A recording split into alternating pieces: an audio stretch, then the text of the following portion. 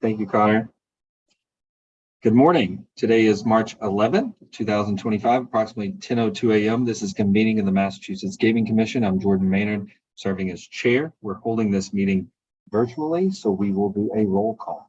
Good morning, Commissioner O'Brien. Good morning. I am here. Good morning, Commissioner Hill. Good morning. I'm here. Good morning, Commissioner Skinner. Good morning. And good morning, Commissioner Broder. Good morning. All right, this is public meeting number 548. And I want to thank Commissioner O'Brien and Commissioner Hill for wearing their game cinch jerseys to remind us of where we are in the month and the year. We're going to start the meeting today by kicking it over to Secretary Skinner. I think we have 4 sets of minutes. We do, and I'm going to do these in 2 separate motions. Just a note on the January 18th, 2023 set. There were 2 meetings on that day. And so this set is for the 2 o'clock meeting. We had previously voted to approve the meeting minutes for an earlier meeting on that day. And with that, Mr. Chair, I move that the commission approve the minutes from the January 6th, 2023, January 18th, 2023 at 2 p.m. and the March 28th, 2024 meetings that are included in our packet, subject to any necessary corrections for typographical errors or other non-material matters. Second. Thank you. Commissioner O'Brien, Aye. Commissioner Hill, Aye. Commissioner Skinner, Aye. and Commissioner Broder. Abstain.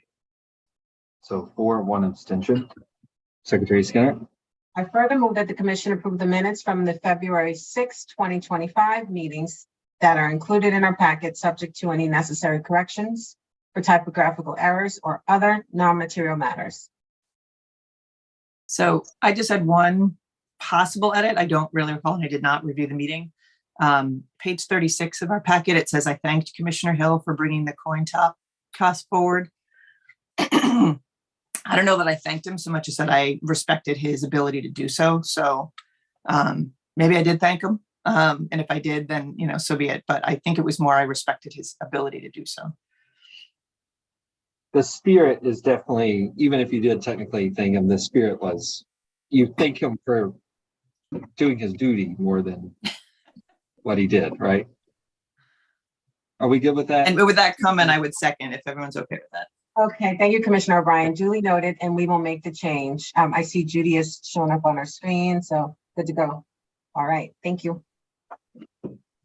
All right, Commissioner O'Brien, Aye. Commissioner Hill, Aye. Commissioner Skinner, Aye. and Commissioner Broder. Yes. And I vote yes, 5-0. Thank you, Secretary Skinner. Thank you, Judy and Autumn and the entire team that puts these together. We appreciate it. With that, we're going to go to item number 3. We're going to turn to Executive Director Dean Serpa. Well, thank you. Good morning, Mr. Chair, and good morning, Commissioners.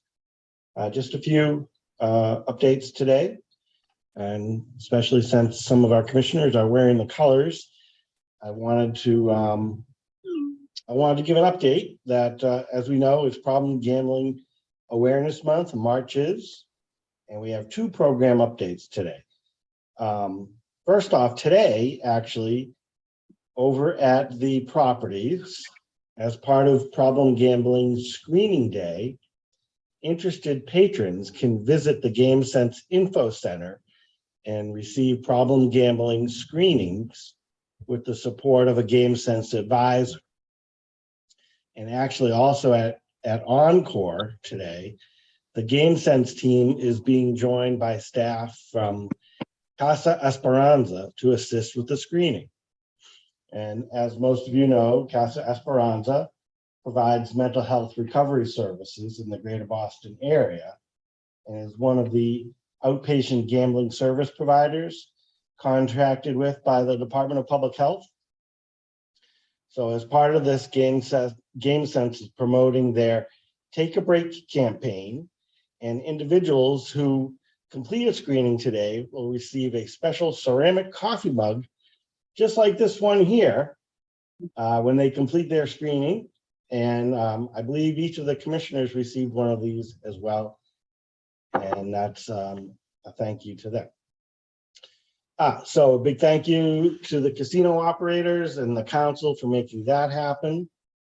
And also to go along with that, our sports wagering patrons will have access to remote screening with a GameSense advisor via live chat, actually, on the website GameSenseMA.com today from 8 a.m. to 8 p.m. So also a big thank you to our sports wagering operators who promoted that special program through an email campaign. And then secondly, my update would be later, I guess next week on March 19th, as part of Problem Gambling Awareness Month, we have scheduled a training for interested staff. As you know, the staff here are crucial to supporting programs in the Commonwealth that identify and mitigate gaming harm. And this session is designed to help staff learn more about and understand the issue in more depth, which will in turn make us better prepared to manage and provide programmatic support when the opportunities present. So that session next week, I think it's on many of our calendars, will include a segment by Director of Research and Responsible Gaming, Mark Vanderlinden, and a presentation from Amy Gabriella, Director of Player Health for the Mass Council on Gaming and Health. So two updates for this month's Problem Gaming Awareness Month. And those are my updates, Mr. Chair. Thank you, Dean. Awesome. Commissioners, questions, comments for Dean? Good stuff. I look forward to seeing Amy. Yep. All right. With that, we're going to turn it over to item number 4. Dr. Lightbound, good morning. Good morning. Our first item today is Plainridge's request for capital improvement funds to put the flooring in the test barn that they had put down in the paddock last year, and that was very well received. So I'll turn it over to Chad, and Steve O'Toole is also on the meeting if you have any questions for him. Chad? Thanks, Alex. Good morning, everyone. So each month, funds are deposited into a capital improvement trust fund that our licensees can use to repair, maintain, or make improvements to the property where racing activities are conducted. Distributions from the fund are made upon the commission's approval of a request for consideration, followed by a request for reimbursement. Today's item is a request for consideration submitted by Plainridge Park Casino in the amount of $16,250. The funds, as Alex mentioned, will be used to pay the test barn.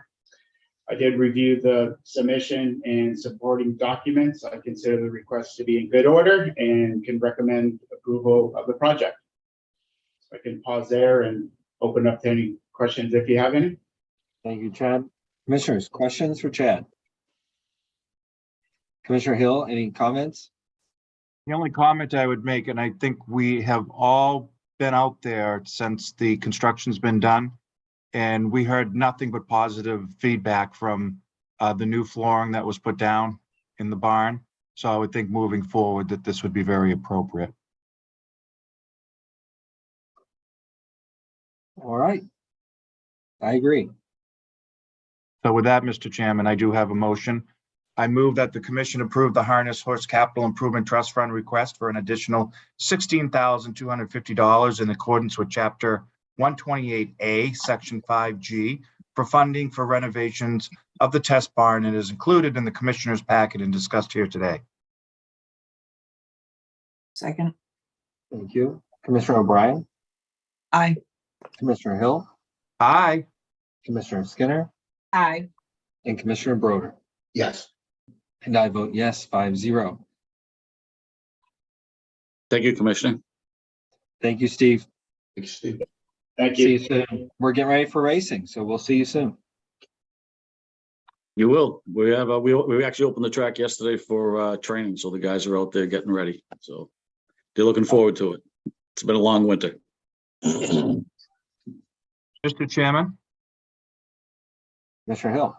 So Steve, you opened up the door for a question. We were updated the other day about the trainers coming in early. And one of the questions that we had in our 2x2 with Dr. Lightbaum was the track safety this time of year. Can you just give us a little snapshot of how the track is right now and how it's put into place that it's safe this time of year for training? We are curious. Sure. So the track is not at its best at this time of year. We started, I think we bladed the snow and ice off of it approximately 3 weeks ago. Added some salt so that it wouldn't freeze overnight and we could get the frost out of it. So it actually this year opening the track this early. Usually we don't get the horses over it until about 2.5 weeks before the meet opens. So and usually that first week of racing, it's not at its absolute best either, and it continually gets best over the course of the summer. But yesterday, the guys worked hard on it to get it to the point where we could open it on yesterday. And the reports all are that it was very good. It was a little deep, which is okay because it's a little bit softer. And at this time of year, we don't have the pumps working from the pond, so we can't really put the water to it that we'd like to put to it. But that would only harden it anyway. But all reports are good. And at this time of year, they're not going. The horses aren't going full bore. What they typically do is when horses are getting ready, they come down in stages, kind of like a runner getting ready for a big race. So they'll start off with miles in like 2 minutes and 30 seconds, where race time is like under 2 minutes. All race times nowadays are under 2 minutes. So they're starting at a very slow pace as well. So I feel that it's in great shape for what they're doing now. It'll only get better once we get the pumps working. We gotta get the ice off of the pond before we get the pipes in for the water. But there's good moisture in it in the morning, and I'm really pleased with it at this time of year. It's very difficult to whip that thing back into shape, but the weather really did cooperate. Once we took the snow and ice off of it, the weather really did cooperate, and we intentionally left the snow and ice on top of it to insulate it from further frost. So it popped up pretty good. I mean, and my agreement with the horsemen was, we wouldn't open it until it was safe. Excellent. Thank you for that update. Thank you, Mr. Chairman. Thanks for the question. I appreciate that. Thank you, Steve, and thank you, Commissioner Hill. Always good to hear what's going on down there. Plainridge. All right. Dr. Lightbound, I think you have the next item too. And thank you. Yes, thank you. Okay. So our next item is the unclaimed winnings from 2023. As the commissioners know by statute, if somebody placed a wager in 2023, they have all of 2024 to cash that ticket. So these are tickets that were not cashed. Chad met with members of the tracks to go over the uncashed tickets that they had and confirm them. And so now we're looking for from Plainridge. It was $119,889.78 cents. For Suffolk, it was $114,379.51 cents. Raynham was $105,723.77 cents. I did double check with Chad on the figures, and there were no unclaimed winnings from Wonderland. As you remember, that was the year that partway through the calendar year, Greyhound racing wagering completely ceased existing in Massachusetts. So that's why there weren't any for that year. Looking back at previous years, the figures are very similar to what they've been in the past year. There were no big changes or surprises as far as that goes. The way this works is if once the commission, if they approve this, the tracks will send that money into the Gaming Commission. And then once the checks have cleared, that by statute, that money would go back out to the purse accounts or to the Racing Stabilization Fund. So what we did several years ago with the agreement of the commissioners was at this time where we're asking for the money to come back, if the commission so chooses, they can also agree to let the CFO and his staff, once those checks have cleared, automatically go ahead and send those funds back out to where they go, so that we don't have to come back for a second meeting to ask for that. So there's two asks today on that particular item. Any All right. questions? Commissioners, any questions for Dr. Lightbound? Commissioner Broder? Apologies, this is something I could have asked offline, but it just popped into my head. Do you know or like where that money sits in the interim? By that I mean, does it bear any interest? Is it a separate account, or does it just sit as part of, you know, the pool, recognizing that folks can claim it until the end of the particular calendar year? I don't know if Chad has an idea on where that money sits. Yeah, it sits with the tracks until the end of the year, because it's the following year, so they have to wait till December. So they'll be holding on to the money, and within that year, people can throughout the year come and claim their tickets. So they do have to sit on it now. It's very highly unlikely that they would come in and have everyone claim all the money. So they do have to have the capital in there to pay out should they come back and claim them.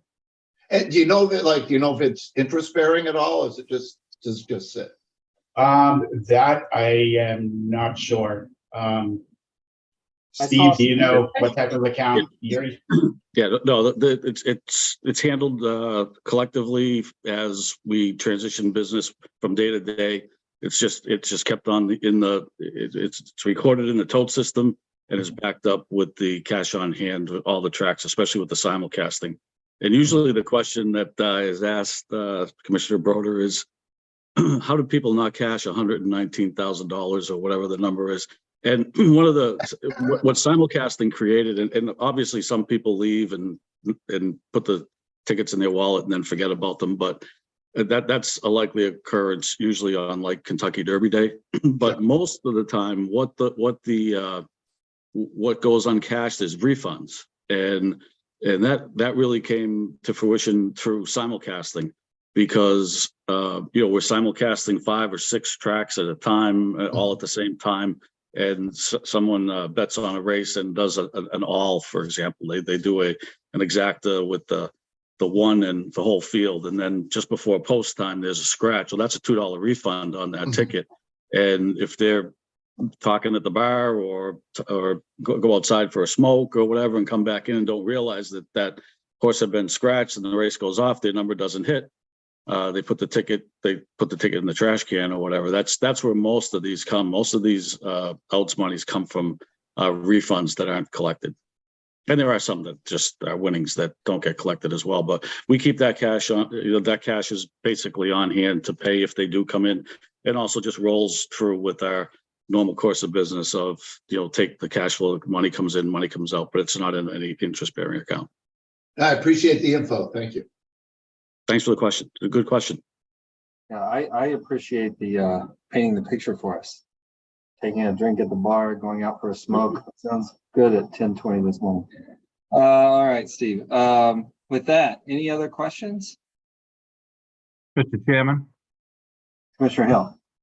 I move that the commission authorize the finance division to distribute funds from unclaimed tickets from Plainridge Race Course in the amount of $119,889.78 to the Plainridge Race Course purse account, and from the Sterling Suffolk Race Course in the amount of $114,379.51 to the Sterling Suffolk Race Course purse account, and from Raynham Taunton Massasoit Greyhound Association in the amount of $105,723.77 to the Racing Stabilization Fund. Do we have a second? Second. Thank you, Commissioner Broder. Commissioner O'Brien. Aye. Commissioner Hill. Aye. Commissioner Skinner. Aye. Commissioner Broder. Yes. And I vote yes, 5-0. So thank you, Dr. Lightbound. Thank you, Thank you. Chad. I think Steve's already got went off camera, but thank you to him too. With that, I think we're finished with item number 4, and we are going to go to item number 5. I checked with the team and they told me they don't have a public statement, but I can just mention that it's a discussion regarding collective bargaining. And so with that, commissioners, I'll go ahead and read the executive session language into the record, and you can decide whether to make a motion. The commission anticipates that it will meet an executive session in accordance with General Law, Chapter 30A, Section 21A3, to discuss strategy with respect to collective bargaining of the SEIU Local 888 agreement, as discussion at an open meeting may have a detrimental effect on the bargaining position of the commission. So moved. Thank you, Commissioner Broder. Second. Thank you, Commissioner O'Brien. Commissioner O'Brien, Aye. Commissioner Hill, Aye. Commissioner Skinner, Aye. and Commissioner Broder. Yes. And I vote yes. So we will enter back into public session after this conversation.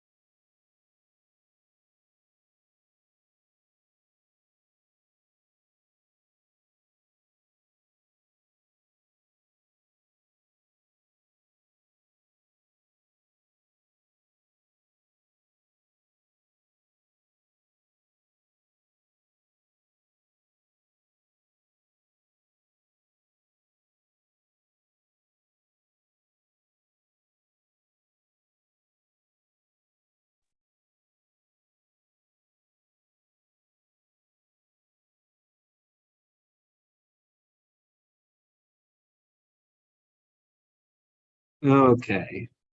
I think we can take this screen down. So we have here. Okay, we have everybody. We're re-entering the public session after an executive session.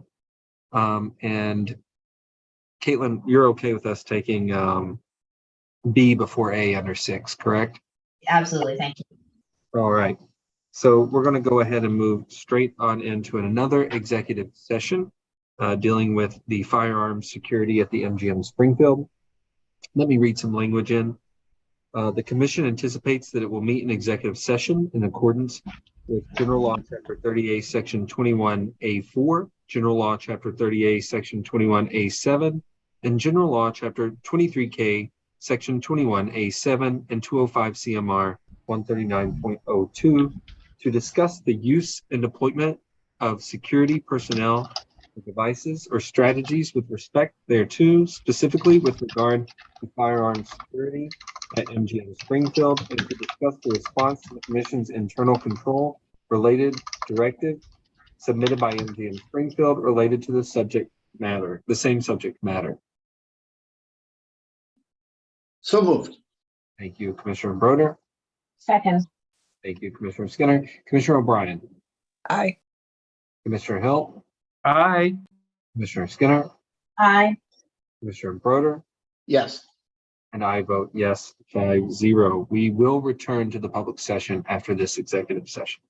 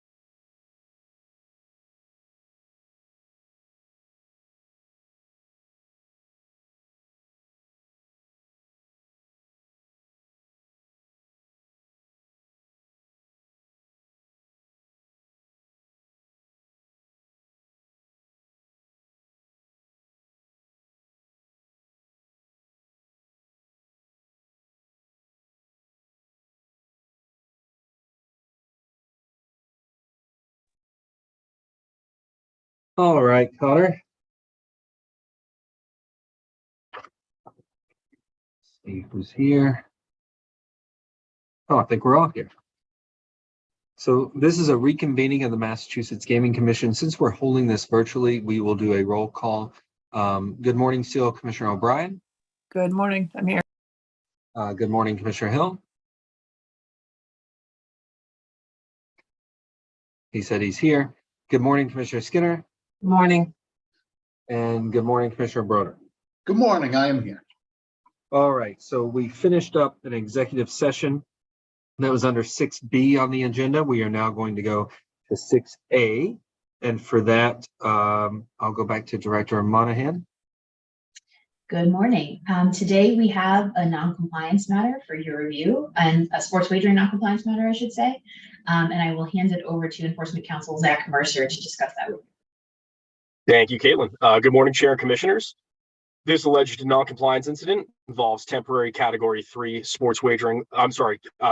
Category 3 sports wagering licensee American Wagering Inc. doing business as Caesars Sportsbook, and implicates Mass General Laws Chapter 23N, Section 3, 205 CMR 247.012I, and the Massachusetts Sports Wagering Catalog. It relates to an unapproved event being made available for wagering. On November 25th, 2024, Caesars Sportsbook made the Showdown, a head-to-head golf event featuring members of the PGA and LIV Tours, available for wagering. That event had not been approved by the Commission. The event remained available on Caesars' platform until it was identified by the Commission's Sports Wagering Division on December 16th, 2025. All wagers were voided on December 17th, 2025, prior to the event. In the time that it was available, Caesars accepted 15 wagers total for a total stake of $1,103.29. Upon inquiry, Caesars explained that the impermissible market was made available due to a mistaken belief that it had been approved by the Commission under the quote match series, another head-to-head golf event. I'll be happy to take any questions on the facts of this matter at this point, but as generally is the case in these initial briefings, the IAB will be asking the Commission's guidance on next steps. Those options, as the Commission is familiar, being to move the matter to an adjudicatory hearing, to refer the matter to the IAB pursuant to 205 CMR 232, or under 23N Section 16 to issue a civil administrative penalty. As I stated, I'd be happy to answer any questions the Commissioners may have. Thank you, Counselor. Commissioners, what are we thinking? I'm fine, given the dollar amount, handing this over to you guys at the IAB. Commissioner O'Brien?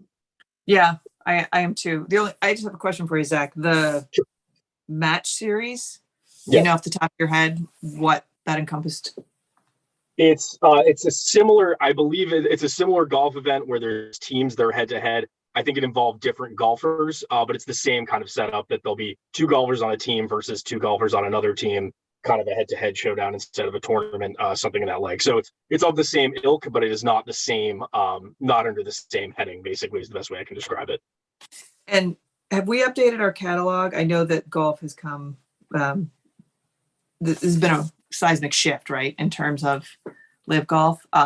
My memory is we weren't allowing bets on it at this moment. Is that part of the issue too, or have we since changed that? My recollection is the same as yours, Commissioner O'Brien. My understanding is that this specific event, because it was different than the match series of events, because there were several of the match series, this was not an approved event.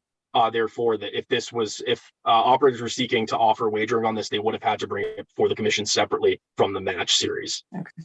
So I'm fine with sending it back to you, but I would note it feels like there's two infractions on it. One is the approved event, and then the second one is sort of we didn't allow live in general. So you almost have the second layer to this. With that in mind, I would send it back to you guys to adjudicate it. Assuming that's the case, and I don't want to put him on the spot, I would agree. Yeah, assuming that's the case. Again, I know you will figure it out, Zach. Will do. I'm fine with that, Mr. Chairman. Commissioner Hill, Commissioner Skinner. I'm also fine with that. Paul gave a thumbs up. Or Commissioner Broder. All right. Anything else from us? That's it for me, but thank you. And that's it from the IAB. Thank you. All right. Thank you to the IAB and all the great work that you do. We appreciate it. We're now going to turn it over to the Division Chief of Sports Wagering, Carrie Teresi. Good morning still, Carrie. Good morning, Chair and Commissioners. So we have for you today two KYC processes for approval in accordance with 205 CMR 248.044, and that is for DraftKings and PSI. As a reminder, the Commission's regulations require that sports wagering operators use identity authentication questions, also known as KVA, as part of their KYC process, or if they choose to use an alternate method, to have that method approved by the Commission. Both DraftKings and PSI do use alternate methods. Those methods were mistakenly approved by the Sports Wagering Division rather than the Commission itself. And there's currently a waiver in place until April 1st for us to get those approvals through. So DraftKings and PSI will each walk you through their methods in executive session. We do have Christian and Kevin from GTC and IT here to answer any questions that you might have, as well as Joe Bunavith from GLI. Excuse me, and then from DraftKings, we have Pete Harrington, Jake List, and Jeremy McCauley. And then for PSI, we'll have Adam Cates, which will handle both in separate executive sessions. So following your review today, IT, GTC, GLI, and sports wagering would recommend that you approve these alternate methods for DraftKings and PSI. Thank you, Carrie. So we're going to go with DraftKings first, correct? That's what's in the agenda. Yep, that sounds good. All right. Commissioners, I'm going to read some language in here. Assuming we don't have public questions, we'll move in. The Commission anticipates that it will convene in an executive session in conjunction with its review of DraftKings methods of KYC in accordance with General Law, Chapter 30A, Section 21A7, and General Law, Chapter 4, Section 726N, to review certain materials in connection with the sports wagering operators' processes and parameters during account creation related to customer verification and authentication, as these matters relate to cybersecurity within the Commonwealth, and the public discussion and disclosure of which is likely to jeopardize public safety or cybersecurity. Do we have a motion to enter in? So moved. Thank you, Commissioner Broder. Second. Thank you, Commissioner Skinner. Commissioner O'Brien? Aye. Commissioner Hill? Aye. Commissioner Skinner? Aye. Commissioner Broder? Yes. And I vote yes, 5-0. All right. I think we will be moved into executive session.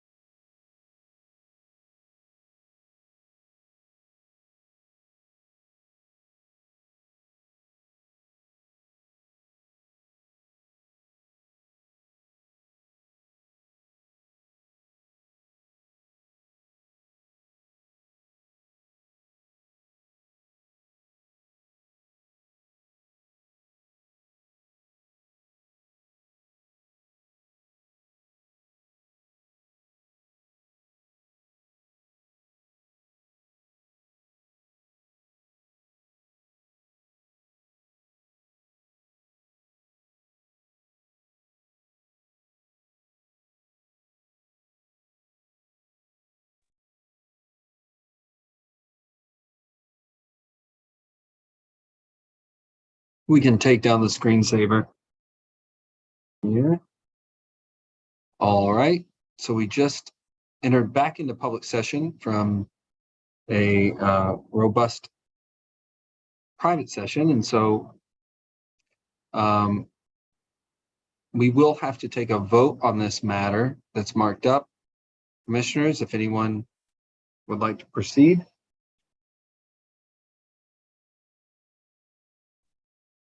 Mr. Chair, I move that pursuant to 205 CMR 284.044, the commission approve the alternate methods of KYC identity authentication currently utilized by DraftKings. Second. Thank you. Commissioner O'Brien, Aye. Commissioner Hill, Aye. Commissioner Skinner, Aye. Commissioner Broder, Yes. and I vote yes, 5-0. So thank you to Jake and Pete and Jeremy for joining us from DraftKings. Thank you, commissioners. Thank you. All right. We are now going to turn to subsection B, which is Penn Sports Interactive. Chief Teresi, we're good to move straight into executive session. You did lay the groundwork, I think, earlier, correct? Yes, exactly. If you'd like to just read that language and we can move into executive session. Thank you. All right, commissioners. The commission anticipates that it will convene in an executive session in conjunction with its review of Penn Sports Interactive's methods of KYC in accordance with General Law Chapter 38, Section 21A7 and General Law Chapter 4, Section 726N to review certain materials in connection with the sports wagering operators' processes and parameters during account creation related to customer verification and authentication, as these matters relate to cybersecurity within the Commonwealth, and the public discussion or disclosure of which is likely to jeopardize public safety or cybersecurity. So moved. Thank you, Commissioner Broder. Second. Thank you, Commissioner Hill. Commissioner O'Brien. Aye. Commissioner Hill. Aye. Commissioner Skinner. Aye. And Commissioner Broder. Yes. And I vote yes, 5-0. We are going to move to executive session, and then we'll move back.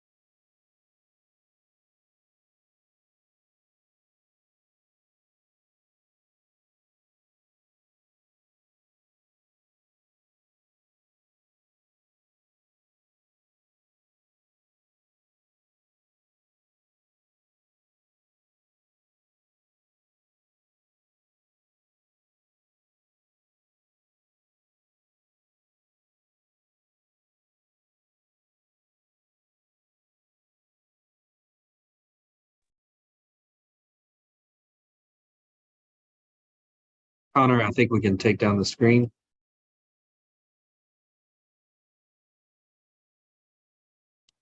All right, we just entered back into public session after a conversation with PSI, Adam.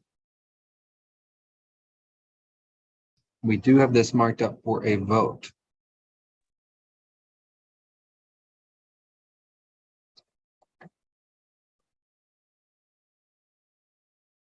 Mr. Chairman, Commissioner Hill. I move that pursuant to 205 CMR 284.044, the commission approve the alternate methods of KYC identity authentication currently utilized by Penn Sports Interactive. Second. Thank you. Commissioner O'Brien, Aye. Commissioner Hill, Aye. Commissioner Skinner, Aye. and Commissioner Broder. Yes. And I vote yes, 5-0. Thank you, Adam, for joining us today. Thank you for your time. Have a great day, everybody. You too. All right. We are now just after afternoon here, turning to item number 8. And for that, we will kick it over to Division Chief Joe Delaney. Good afternoon, Joe. Good afternoon, Chair and Commissioners. So today we got a couple items for you. The first is an update on the status of the Community Mitigation Fund, and then we will have MGM doing their quarterly report for the fourth quarter of 2024. So starting off with a little update on Community Mitigation Fund. So back in the end of January, on January 31st, we received our applications for the Community Mitigation Fund. We got 35 applications. We did provide you with a spreadsheet that shows all of those individual applications. We won't talk about those each individually here. But in summary, the total request for the fiscal year 2026 is $24.4 million, with about 21.3 million from municipalities and 3.1 million from regional agencies. We did have a number of waiver requests, which totaled just over $5 million. And those were more or less equally distributed amongst Region A, Region B, and the area around the Category 2 facility. Just for your information, one application did come in late on February 1st. It came in at 3 a.m. That was the Melrose application. We did have some discussions with folks there, and we did get an email from their mayor indicating that there was some difficulties in accessing the system and so on. So we are recommending that the commission accept this application for review. I don't think we need a vote on it or anything, just essentially a sense of the commission, and then we can move ahead on that. And just for reference, last year, we issued approximately 18.3 million in grants to the communities and regional agencies. So the ask for this year is certainly higher. There's quite a bit more in the way of waivers. And again, so last year was a little over 18 million. Just a little bit about the future of the program and our budget. As you all know, we have not received any funding from casino revenues for fiscal year 2025, the fiscal year we're currently in. So all funds that are in the account were rolled over from previous years. And the state budget doesn't currently propose adding any additional funds for fiscal year 2026. Until the House budget comes out, we aren't going to really know sort of where we stand on all of this. So I think we need to wait until that happens before we'll get any more certainty on where things are. But just for your information, as of right now, there's about $27.8 million available in the Community Mitigation Fund. So just for comparison, assuming if the budget moved ahead as proposed and no additional funds were added to the program, if we awarded the full 24.4 million that was requested, that would leave only about $3.4 million available for the following fiscal year 2027. And then if we looked at this, if we didn't grant waivers and sort of the base amount of 19.4 million that was requested was awarded, there would be about 8.4 million available for FY 2027. So right now, I guess we're not really asking anything of the commission, but once we do have more understanding about where the state budget is going, we will need to come back to the commission and get some input on sort of where the commission would like expenditures to go. Again, we have options. We could spend, as much money as is available. We could just award sort of the base amounts without waivers. In fact, if the commission wanted to, we could award less money than what we had proposed and spread it out over a longer period. So those are the kinds of things that we're going to need to come back to the commission with to get some decisions on those things. But right now, since there's a lot that we don't know, we're proposing to try to wait till towards the end of the fiscal year to try to make decisions on these grants. We'd like to go in with as good information as we have to make the best decisions that we can make. Historically, in the last several years, we've tried to bring applications in tranches to the commission just to spread out the workload and just so that the commissioners wouldn't be overwhelmed with multiple applications all in one day. If we do push this out towards the end of the fiscal year, we will probably need to reserve a meeting or maybe even 2 meetings just for Community Mitigation Fund, because there are a lot of applications and then there are a lot of projects within each application. So it is a lot of work to go through, and we have two by twos on all of these things, and so there will be a lot of work to do on the commission's part on this. But it seems that trying to come forward with smaller chunks of projects without knowing really how much money we have available or will have available going into the future, I think that would make it a little bit difficult. So that's why we're recommending sort of bunching it up towards the end, although it will be a little bit more work. We think our results will be a bit better. So with that, any questions on this or on sort of where we stand? Thank you, Chief Delaney. No questions for me. I would just say that continuing to judge the applications against the criteria in a fair manner before it makes it up to the commission would be my only request as one commissioner. I'm seeing at least 2 nods to that. Commissioner Skinner, I see your mic's off. Sorry about that. I share the sentiment. And I'm fine with the revised approach, Chief Delaney, that you've recommended, although I think we review these applications, no matter when we review them, whether we do them bit by bit or whether we do them all at once, we have to review them according to the criteria that we set at the beginning of the application process. We knew that there was a vulnerability here going into this round. We made no changes to the process or the grant amounts that would be available to each community. And so I think we hold to what we have. Just a question on the, and I will say, I think the harder concern, the bigger concern, I should say, is what to do next fiscal year or next calendar year. Because did we switch to fiscal year? Yes. Fiscal year, yeah. Fiscal year. What to do next fiscal year with only 3.4 million or 8.4 million, depending on whether we issue every grant as requested. On the late application, have we ever not granted the request to accept the application late?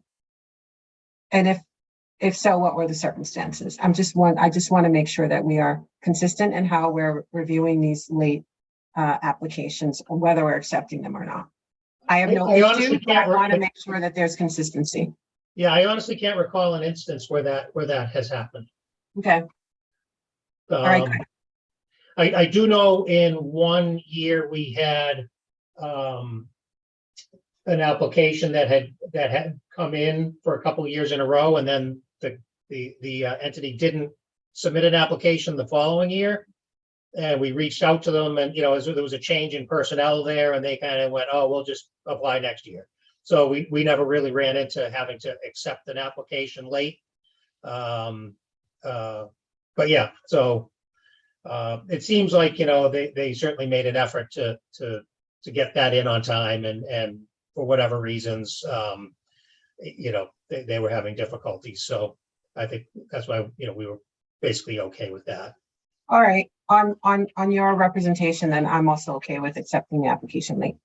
And just one other thing is, we have told all of the staff reviewing these applications to, just review them with respect to, are they eligible? Do they meet the requirements? And, if they meet the requirements, for a waiver or for whatever it is, we're okay with that. It's just what we are also asking all of our communities and other entities that have applied for funds is that if you are not granted the waiver, what would your priorities be? So in a number of cases, we have, somebody has asked for a waiver, and if they might have 4 or 5 different projects, and we want to know, if the commission decides later that we're not going to do waivers or we're not going to transfer additional funds. Because I think one of the considerations is that any additional funds that go to Region B are going to have to be transferred from Region A, as we did before, which is a consideration that I think that the commission needs to think about. But anyways, we've told everybody just to review this as we have been reviewing them, and we'll just keep going that way. And I think to your point, Commissioner Skinner, while what happens next year may be more important, I think the decisions that happen this year are going to directly reflect on what happens next year. If we grant waivers, it's going to be less money. If we don't grant waivers, it will be more money. So I think those decisions will be equally critical this year to flavor what we do next year. Just back to the late application, you mentioned waiver. Is there not a formal waiver required from Melrose here to accept the application late? First time we've run into it. I mean, we could ask them to submit a waiver request for the submission time if the commission would want to do that. I'm good with accepting it. It came in at 3 a.m. on the day of. I mean, if it came in a week late, you'd say, hey, all right, what's going on here? But Yeah, I don't think we need a waiver, but I do think we should, as we go forward on them, just give you some sort of vote for the record, Okay. just so that it's clear why, it was a de minimis thing, and we I had think we could maybe issues on probably do that if the sense of the commission is to go ahead with this now. I think what we can do is just do it in the write-up on the grant.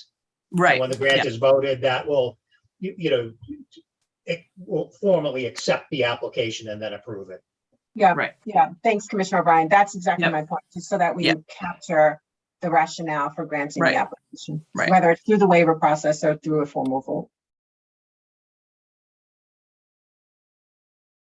Anything else on this Okay. matter? I'm sorry? Anything else on this matter? Nope, that's it from our side. Yeah. All right. We do great money with the community mitigation funds. Great work with the money that we get, I will say. All right. So let's go. I believe we're sticking with you, Joe. Yeah, so the next item up that we have is MGM Springfield doing their fourth quarter report for us. And then after the fourth quarter report, we will go into executive session, to discuss capital expenditures. So with that, I will turn it over to Gus Kim, who's here with Dan Miller, Arlen Carvalho, and Louis Theros. Joe, thank you very much. Good afternoon, Chair. Good afternoon, Commissioners. Once again, we are pleased to be here before you. Thank you for the opportunity to discuss our 2024 Q4 results with you. As Joe had said, with me today is Louis Theros, President and COO, Dan Miller, Director of Compliance, and Arlen Carvalho, our Vice President of Finance. Unfortunately, today we're missing the vibrant personality of Beth Ward. She is spending some well-earned time with her daughter out on the West Coast, but hopefully we'll be able to fill in ably for her in her absence. With that, I turn it over to I believe Arlen to get us started on the financials. Thanks, Gus. Hi, everybody. Dan, are you bringing up the presentation? Yes, I'm sorry. I'm just finding it amongst the share. Sorry. Too many open screens.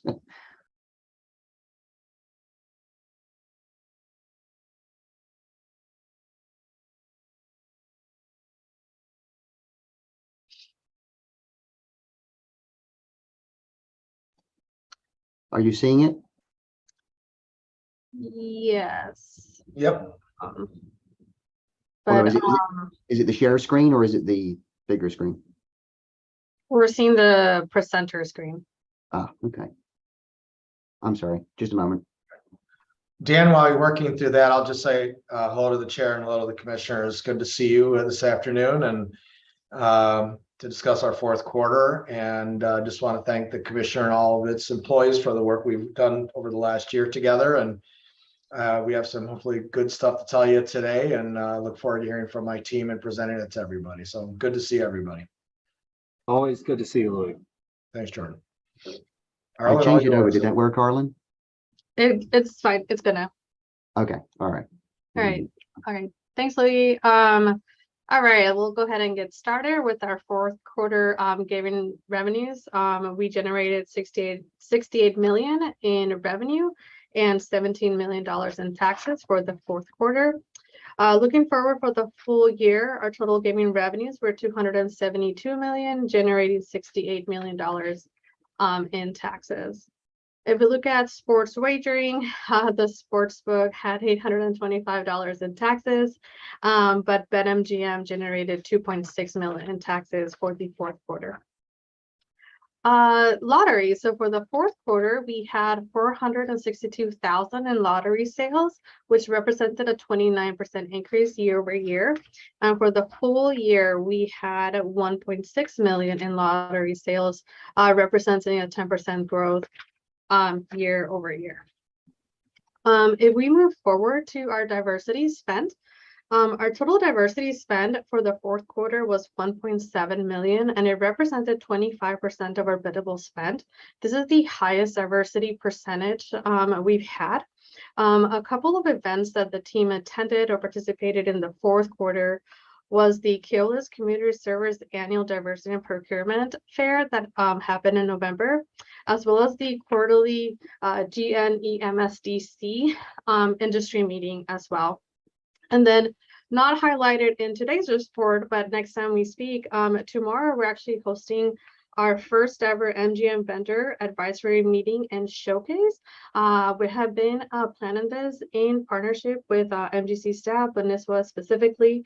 So we're really looking forward to tomorrow and to host these vendors here on site. Our total local spend was 2.9 million, which made up 44% of our biddable spend, and our total spend within the state was 3.6 million, which made up 54% of our total spend. All right, and I'll take it back. Thank you, Arlen. So looking at our compliance slide for this quarter, we are down across the board year over year for our underage stats in all categories, which I'm clearly very happy about. The person that was on the floor the longest for you, Commissioner O'Brien, that was the one person that consumed alcohol. It was a 20-year-old who did bypass any security. He had associates that went through a security, got their IDs checked because they were of age, and he purposefully went around and went through one of the gaps in the rail. Although they were served a drink by a bartender who did ultimately receive discipline based on that. It was one of our slot attendant game service GSR's representatives that found them and then got them over to security, which while we're on that particular subject, this screen I've mentioned before that I'm hosting a sort of semi-annual recognition for security officers that sort of compete against each other to find and remove underage. But we also recognized one of our slot attendants across 2 months, November and December. She found and removed 6 of the underage. And so to me, you know, we've mentioned many times before that underage is everybody's responsibility and the prevention thereof, not just security. So I really wanted to call out the fact it goes beyond just our security team. And then back to Arlen for employment information. Thanks, Dan. For the fourth quarter, we had 1,562 employees, of which 53% were made up by minority, 4% veterans, and 41% women. Some of our hiring initiatives include our property tours and career presentations, including our partnership with the Holyoke Community College. We attended a handful of career fairs, including creative initiatives, the Springfield Technical Community College Veterans Affair, as well as the Mass Hire Job Expo. And we continue to partner with different groups as well, including the Hampden County and Sheriff's Department Culinary Program. The team also visited a group from UMass Delta Sigma Phi, of which I'm a proud member as well. They also attended the UMass Amherst Casino Management class, as well as Wayfinders. I'm sorry, this is Commissioner O'Brien. Before you move on to that, could you go back to the employment number slide? Yes. Thanks. So the stats on the women are pretty static, about 41, 42, and goals 50%. Can you speak to efforts made to get that up? The efforts continue to remain the same. I think Jackie from Encore had kind of one of the best way to explain this. If you don't meet the goal at the very beginning, you would need to start from scratch to get to it. We're very proud of maintaining, and we continue to focus on hiring more women through our events and our partnerships. All right, I'm not so sure I accept that proposition, but I would like to hear a little more detail on efforts that you're making in that regard. I will work with our talent acquisition team, and I can get back to you on the details. That would be great. Yeah, if you can get that to Joe, and then I'm sure everyone else would want to see it too, but that would be great.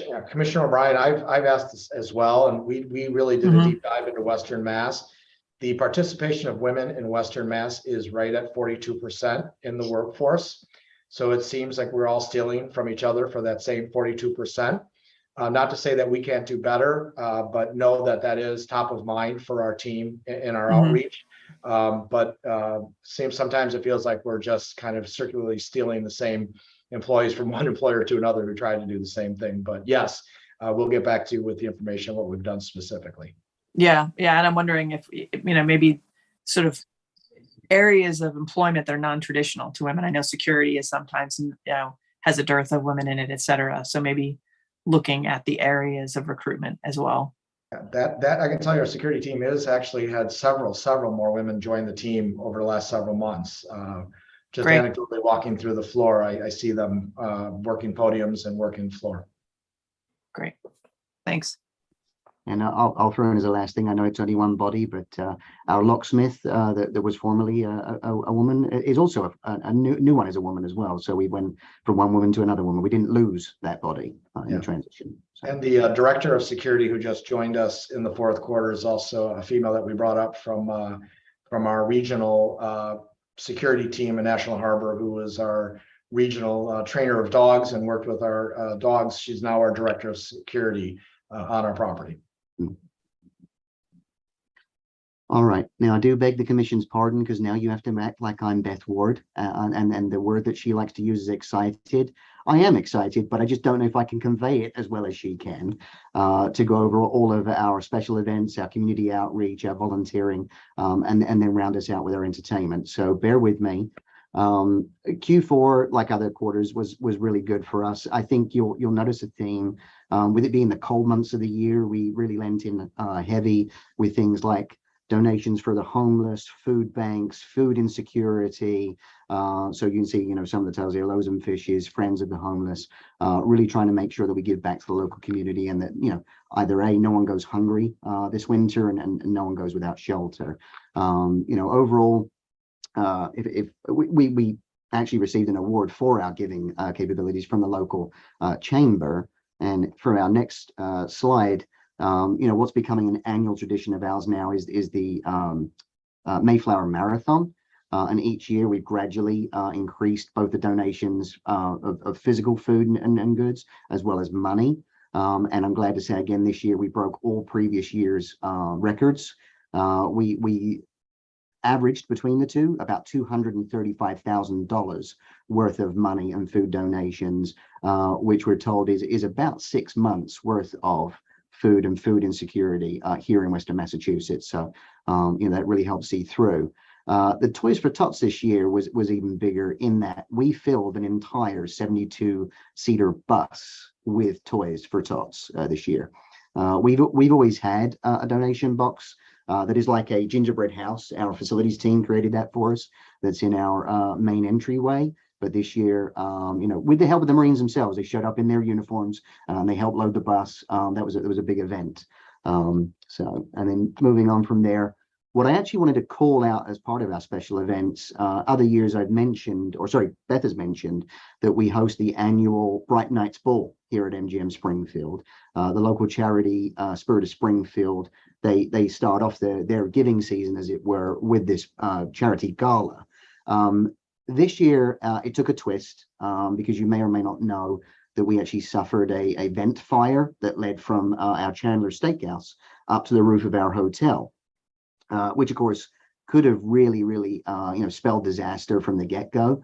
But reliably, and the reason I created this slide is you got a picture of 3 of our facilities employees there. There were also security, environmental services, and then I need to include the GEU in this as well, because before even the firefighters got there, they created somewhat of a human conveyor belt of fire extinguishers. And they basically put out the blaze before the fire department got there. If it weren't for them, reliably, we could have actually lost the entire hotel roof. And so I just want to, call them out here and say, not only are we very, very grateful and thankful to them, that sort of the heroism that they all showed, all parties, to name a few, and then the evacuation of the facility, everything else went very, very smoothly. Louis can add his 10 cents if he wishes to, because I believe he was here in his tuxedo that night and stood out in the cold with everybody else. But nobody was injured, harmed, or taken care of in the process. I'll just add that the banquet team having to evacuate and then come back and throw a banquet for several hundred people pulled it off as if nothing had happened. It was amazing, and the event went off without a hitch after it was safe to return to the building. So all employees, the city, GEU, everybody involved, really good team effort across the board, across all folks involved. So thank you, Louis. Yep. And then we'll round this out with the entertainment. So starting with our Mass Mutual team, a lot of great entertainment going on over there. I am pleased to show that once again, the local Thunderbirds AHL team sold out sold out games almost every single week.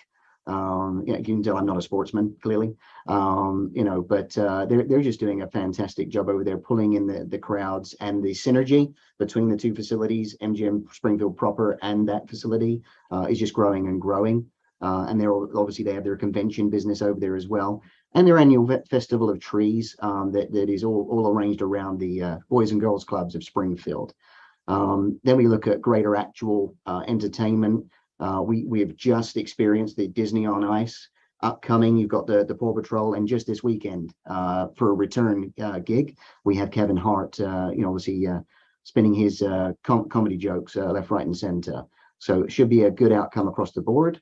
If we bring back to MGM, I actually attended the Carbonaro event with my children. I do believe it was Commissioner Skinner that said she had done a similar thing several years back. And he is a fantastic magician, fantastic entertainer. And my son couldn't jump up quick enough to be a volunteer every time. He didn't get picked, but he couldn't jump up quick enough. And then we ended the year out with an ABBA tribute band as our New Year's Eve event that was really, really well received by the groups there that evening. Just coming into the new quarter, it would have been upcoming, but of course, delivering to you in March, that most of this stuff has already happened. but our very successful Free Music Fridays, that's usually out in our plaza, came back into the Aria Ballroom again. And I believe all but one we're a complete, I can't say sellout because we don't sell tickets for it, but we're full to capacity. And even the one that wasn't, it was close to, we just didn't hit the magic figure, but all of which were very well received. The final thing this time around is I do actually have a video for you that I hope will work, just to show some last moment marketing and entertainment throughout that entire quarter.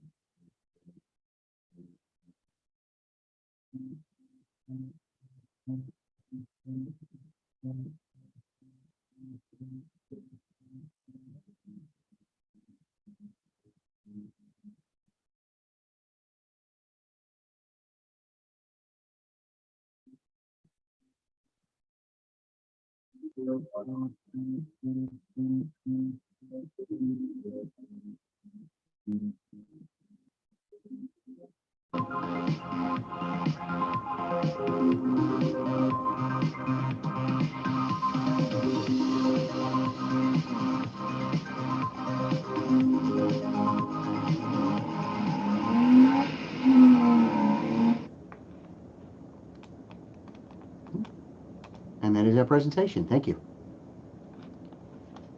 Thank you, Daniel. I will note that I love Teresa Caputo. I always say that when you have her in. Long Island medium. All right. Questions, comments, Commissioner Broder. Quick question. I think this is for Dan. So you mentioned that there was a underage drinker that you intercepted and that the bartender was disciplined. Is it the expectation that bartenders will ID folks once they're on the gaming floors? Presumably they would be okay at that point, right? So we try to reiterate continuously that it's still everybody's job to check for IDs. The rule of thumb is if anybody looks under the age of 30, check them. You know, I mean, right now, as our current situation, we don't have every single part of our gaming floor covered by security, as I mentioned in that particular, situation. So we do try to make sure that all of our dealers, our slot attendants, our cocktail servers, bartenders are aware. Do not assume this person went through a security checkpoint first. And even as we continue to secure the perimeter, I still want that mentality, Sure. Throughout. So, yes. Was there any other discipline associated with that occurrence, as far as you know? And not that particular occurrence, no. But going right the way back to when we first opened and some of the incidents from there, we decided as a response to underage incidents, especially if you allowed someone onto the floor, if you're in security, or if you dealt to them as a dealer, etc. If the interaction was significant enough, therefore there should be discipline that goes along with that. And that was in fact one of our responses as well to the MGC back then, to respond to it. So, got it. Thank you for the info. Yes. I just wanted to say thanks, Dan, for preemptively answering the question you knew I was going to ask. I appreciate it. You get used to it. Thank you. Ditto on the question. Thank you for answering that. Anything else? All right. Well, we appreciate, as always, Louis, Arlen, Daniel, Gus, I see. Thank you for joining us. That's all. I think that's all we have, Joe. Okay, so I guess we can now go into the executive session to discuss capital expenditures. Yep. And commissioners, do we want to go ahead and take 9 and 10 up and then just end an executive session? All right. So let's do that, Joe, if you don't mind. Sure. Do we have any commissioner updates? Any other business we did not anticipate for today? All right. So I will, to the public, I will read some language in for executive session. We will not plan on returning to the public session. We will close out from there. With that said, the commission anticipates that it will meet in executive session in accordance with General Law, Chapter 30A, Section 21A7, to comply with General Law, Chapter 23K, Section 21A7, for the specific purpose of reviewing the proposed multi-year capital expenditure plan described in 205 CMR 139.09 and any corresponding materials submitted relative to MGM Springfield, as discussion of this matter in public would frustrate the purpose of the statute and associated legal authorities where the capital expenditure plan at issue is covered by a non-disclosure agreement between the Massachusetts Gaming Commission and Blue Tarp Redevelopment doing business as MGM Springfield. Would we like to enter into executive session? So moved. Thank you. Second. Thank you. Commissioner O'Brien, Aye. Commissioner Hill, Aye. Commissioner Skinner, Aye. and Commissioner Broder. Yes.